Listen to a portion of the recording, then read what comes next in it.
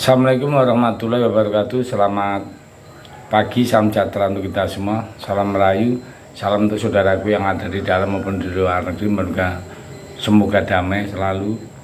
Yang sakit mudah-mudahan cepat sembuh, yang beraktivitas mendapat rezeki yang banyak, amin.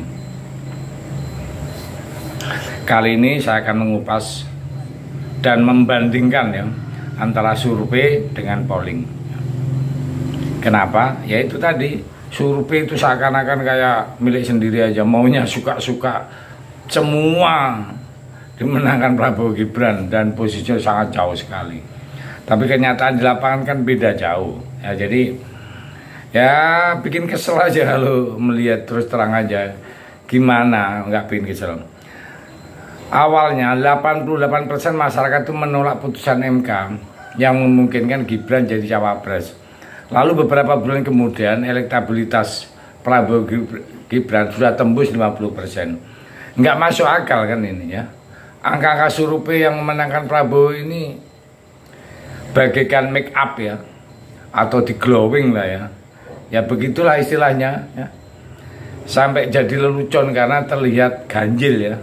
Misalnya saja dalam survei indikator terbaru disebutkan bahwa para responden ya, peserta survei yang berasal dari suku Madura hanya 4,9 yang memilih Ganjar Mahfud, sementara memilih Prabowo mencapai 92,5%. Ini kan ngaco ya, kok apa ya, ya nggak masuk akal lah. Tapi ya sudahlah, kita ya.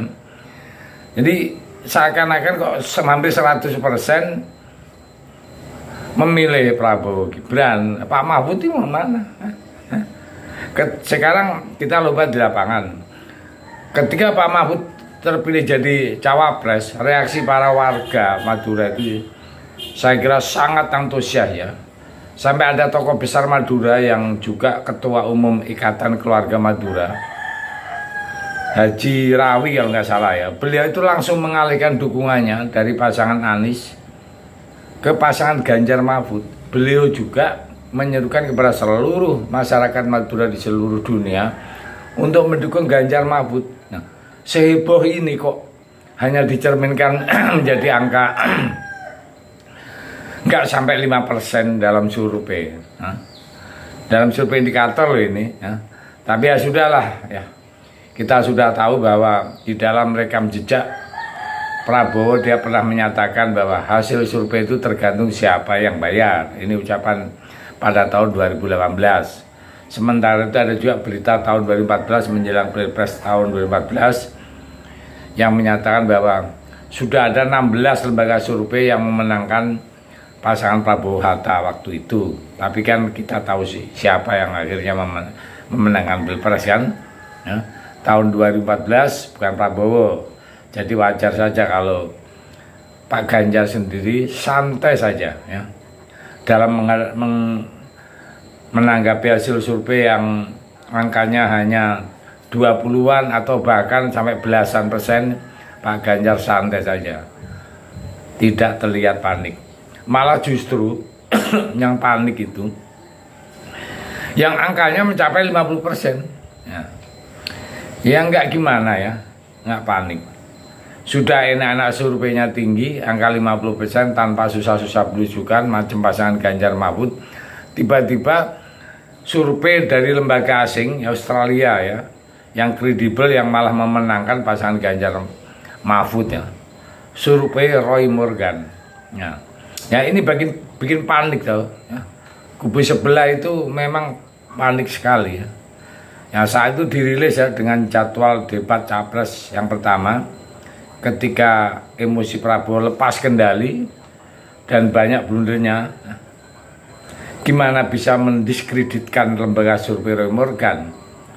Kubu Prabowo nggak punya cara untuk membantah hasil survei ini, karena pada Pilpres tahun 2019 hasil survei lembaga Roy Morgan itu dengan cukup akurat menggambarkan, memprediksi kekalahan Prabowo. Nah itu rekam jejak yang tidak mungkin untuk dihapus ya, atau dibelokkan. Akhirnya kubu Prabowo ya saya kira berharap sekali dari hasil debat cawapres ya, Ya sudah kita lihat sendiri, diisi dengan banyak blunder juga ya. Dari Gibran termasuk ya. Gibran memainkan strategi bapaknya menanyakan singkatan SGE kepada Caimin. Cara ini dinilai culas oleh publik, terlihat dari hasil analisa data drone emprit ya, yang menyatakan bahwa soal SGIG malah memberikan sentimen negatif untuk Gibran mencapai angka 71%. Nah, tambah ngeri kan. Dan viral itu ya. Jadi bukan sekedar rekayasa yang perdebatan cawapres kemarin ya. Malah apa yang terjadi di belakang para cawapres, yakni video Prabowo menarik kerah Menteri Investasi Bahlil, ini juga bikin repot tim Prabowo untuk mengklarifikasi sana sini. Gimana gak repot klarifikasinya? Dicitrakan gemoy, tetapi pelanggannya sekasar itu. Publik pun heran ya. Kok bisanya tarik jaket ya, sangat buruk ya untuk menutupi hal semacam itu.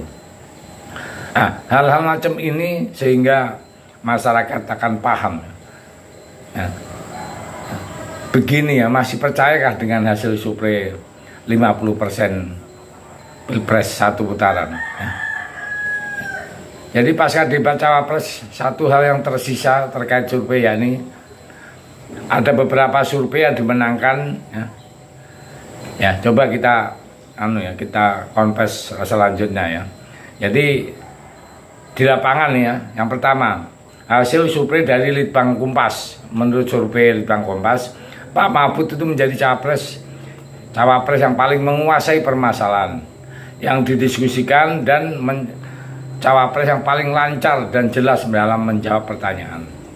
Dengan kata lain, menurut survei Litbang Kompas, Pak Mahfud lah juaranya ya.